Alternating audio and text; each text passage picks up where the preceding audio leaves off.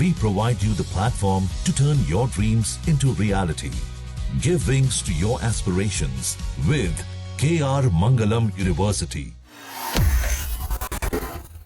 एक तरफ ईरान और अमेरिका की पीस टॉक 2.0 की बात लगातार सामने आ रही है, तो दूसरी ओर खबर ये आ रही है कि भारत में रूस के प्रेसिडेंट व्लादिमीर पुतिन कभी भी आ सकते हैं। उनके दौरे को लेकर बातचीत हो रही है और ऐसे में जहां पूरे पश्चिमी एशिया में तनाव है, तो पुतिन का भारत आना क्या संदेश दे रहा है? और इस बीच रूस ने क्या कोई ऑफर भारत के लिए दिया है, ये भी जानेंगे इस रिपोर्ट में। बातचीत करने के लिए हमारे साथ सोनम जुड़ी है हमारे साथ। सोनम, पुतिन इंडिया आ रहे हैं, हालांकि संभवतः बताया जा रहा है कि ब्रिक्स समिट में वो शायद सम्मेलन में हिस्सा लेने के लिए वो आएंगे इंडिया, लेकिन बात यहाँ पर ये है कि जो लड़ाई इस वक्त चल रही है पूरे पश्चिम एशिया में, और इस बीच पुतिन का इंडिया आना, क्या लगता है आपको कोई एक अलग स्क्रिप्ट लिखी जाएगी इंडिया में?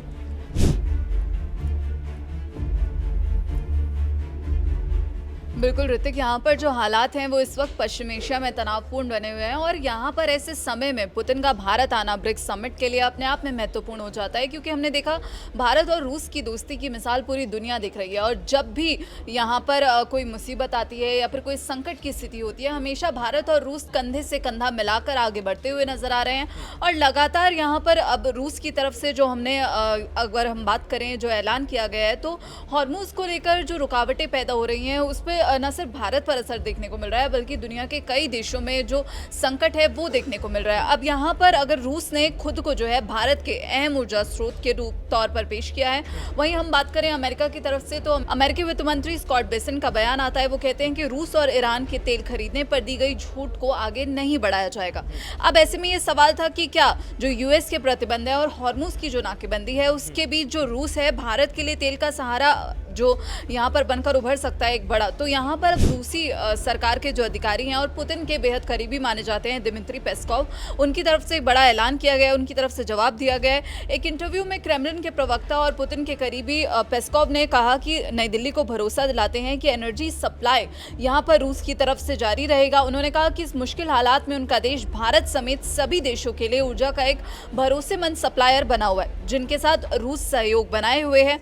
वहीं यहाँ पर उनकी तरफ से चेतावनी दी गई है। उन्होंने कहा कि हम चेतावनी देते आ रहे हैं कि युद्ध के बहुत ही नकारात्मक और गंभीर नतीजे होंगे, केवल क्षेत्रीय सुरक्षा और स्थिरता के लिए नहीं, बल्कि जो वैश्विक सुरक्षा है और जो वैश्विक अर्थव्यवस्था है, वर्ल्ड की इकोनॉमी है, उसके लिए भी यहाँ पर बुरे परिणाम हो सकते हैं अगर ये युद्ध और ज्यादा लंबा खिंचता है। असल में यही देख भी रहे हैं, जो स्थिति है वो सचमुच बहुत ज्यादा गंभीर बनी हुई है। और यहाँ पर उन्होंने भारत को जो है तेल सप्लाई का भरोसा दिया है।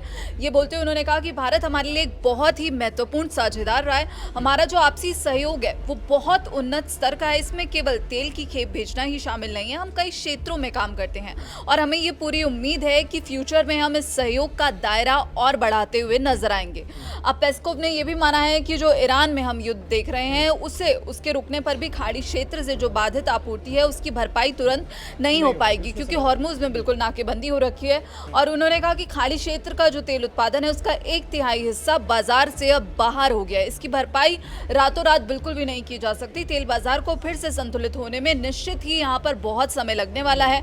और व्लादिमीर पुतिन ने ईरान के जो संवर्धित यूरेनियम है, जिसकी हमने खबर भी की थी कि रूसी क्षेत्र में स्थानांतरित किए जाने का प्रस्ताव रखा था ईरान के लिए, अमेरिकी पक्ष ने इस प्रस्ताव को अस्वीकार कर दिया है। हम इस पर अभी भी कायम है। अगर यहाँ पर आवश्यकता पड़ती है तो पुतिन इस पहल पर फिर से विचार करने के लिए तैयार हैं। और यहाँ पर ऊर्जा जो भू राजनीति है उसके केंद्र में फिलहाल भारत बना हुआ है। और दिमित्री पेस्कोव ने सीधे तौर पर कहा है कि रूस नई दिल्ली को अपनी लंबी अवधि की रणनीति के केंद्र में देखता है और एनर्जी संकट में भी फ्यूचर के तौर पे अगर हम देखें तो रूस जो है वो इंडिया को तलाश रहा है। बिल्कुल, और इस एनर्जी संकट में रूस ने अब अपना इरादा साफ कर दिया है कि भारत से दूरी बनाने का रूस का कोई भी यहाँ पर मोटिव नहीं है, कोई इरादा नहीं है। अगर जरूरत पड़ी तो रूस सप्लाई बढ़ाने को भी तैयार है। यानी कि ये बड़ा ऐलान अब रूस की तरफ से किया गया है भारत के लिए।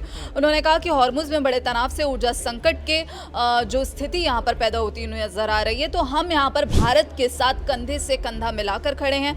हमने देखा कि अमेरिकी सेना की जो नाकेबंदी हो रखी है उस पर भी उन्होंने कहा कि हम सभी पक्षों से संतुलित दृष्टिकोण अपनाने का यहाँ पर आह्वान करते हैं। ये न केवल जो मिडिल ईस्ट के देश हैं, जो खाड़ी देश हैं, उनके लिए, बल्कि भारत, रूस और चीन जैसे देशों के लिए भी अहम है कि यहाँ पर शांति हो, यहाँ पर स्थिरता हो। और लगातार जब ईरान से संपर्क की बात आई कि क्या वो ईरान के साथ संपर्क में भी बने हुए हैं, क्योंकि हमने देखा रूस और ईरान के जो रिश्ते हैं वो इस वक्त अपने मजबूत दौर में यहाँ पर दिख रहे हैं। और पेस्कोव ने कहा कि हाँ, ईरान के साथ रूस के घनिष्ठ जो है समन्वय की बात उनकी तरफ से कही गई है। हम ईरान के संपर्क में हैं और हम उन संबंधों को जारी रखने के लिए दृढ़ संकल्पित हैं। हालांकि उन्होंने ये भी बात दोहराई है कि इस युद्ध में कोई पक्ष नहीं है। उन्होंने बताया कि राष्ट्रपति व्लादिमीर पुतिन ने इस युद्ध के कूटनीतिक समाधान का प्रस्ताव रखा था और पुतिन ने कूटनीतिक समाधान के तहत ईरान का, जो हम बात कर रहे थे कि उसका जो संवर्धित यूरेनियम है उसको रूसी क्षेत्र में स्थानांतरित किए जाने का प्रस्ताव रखा था। हालांकि रूस ने कहा है कि हाँ, हम अपनी धरती पर लाने के लिए तैयार हैं जो ईरान का संवर्धित यूरेनियम है, लेकिन अभी इस पर कोई बातचीत या फिर कहें तो फाइनल डिसीजन नहीं हो पाया है। लेकिन अब अगर हम देखें तो आखिर जो व्लादिमीर पुतिन भारत आ रहे हैं वो अपने आप में अहम हो जाता है, क्योंकि पुतिन की यात्रा से अब जो दुनिया में भारत का कद है वो और ज़्यादा बढ़ने वाला है, क्योंकि ब्रिक्स समूह की अध्यक्षता इस साल भारत करता हुआ नजर आएगा। और पुतिन का भारत आना इस बात का सबूत है कि रूस अपने पुराने और भरोसेमंद दोस्त के साथ खड़ा है। हालांकि सोनम, इस बीच अमेरिका ने कोई मतलब कैसे ना कि कोई ऐसी चांसेस नहीं छोड़े थे कि वो किसी तरीके से रूस और इंडिया के बीच में एक लड़ाई लगवाने की काम करें।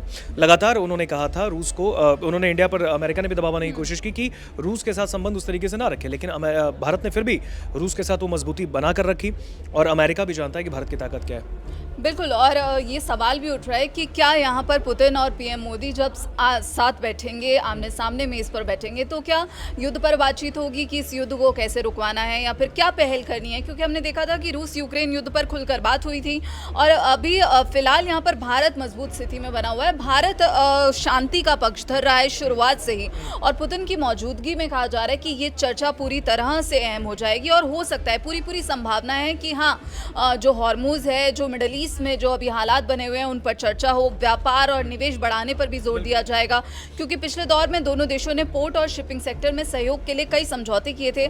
इस बार कहा जा रहा है कि ट्रांसपोर्ट कॉरिडोर को और बेहतर बनाने पर फोकस रह सकता है। फिलहाल ये देखना होगा कि जब पुतिन भारत आते हैं, भारत की धरती पर पुतिन होंगे, तो फिर कौन कौन सी बातें निकलकर सामने आएंगी। और ये पुतिन का भारत दौरा ऐसे दौर में हो रहा है जब इस वक्त दुनिया एक बड़े ऊर्जा संकट के मुहाने पर खड़ी हुई है। बिल्कुल, देखिए, और इस चीज़ में अगर हम देखें तो रूस का यहाँ पर भारत का दौरा, रूस के प्रेसिडेंट व्लादिमीर पुतिन जब इंडिया आएंगे तो फिर प्रधानमंत्री मोदी के साथ नई दिल्ली में कुछ इंपॉर्टेंट बातचीत भी हो सकती है। आपको याद होगा जब इससे पहले भी पुतिन इंडिया आए थे, उस वक्त भी दिल्ली में करीब 2 दिन वो रहे भी, प्रधानमंत्री के साथ मुलाकात भी हुई, हैदराबाद हाउस में वो पूरी बैठक चली थी और उसके बाद कई महत्वपूर्ण बातों पर सहमति भी बनी। और एक बार फिर से रूस के प्रेसिडेंट का इंडिया आना एक ऐसे मोमेंट पे जहाँ पर पूरे वेस्ट एशिया में एक अलग ही तनाव जारी है, सीज फायर होने का नाम नहीं ले रहा है, ईरान और अमेरिका अब भी एक दूसरे को रगड़ने पर ही तुले हैं। और ऐसे में जब पुतिन इंडिया आएंगे तो फिर तस्वीरें क्या और निकलकर सामने आएंगी, क्या अमेरिका, क्योंकि जाहिर तौर पर अगर हम देखें तो रूस और ईरान, इन दोनों का दुश्मन इस वक्त अमेरिका है, कहीं ना कहीं दोनों के लिए एनिमी है वो। और ऐसे में देखना होगा कि जब पुतिन इंडिया आएंगे तो फिर क्या कुछ तस्वीरें निकलकर सामने आती है। फिलहाल इस खबर पर आपका क्या कहना है, कमेंट सेक्शन में हमें बताइए।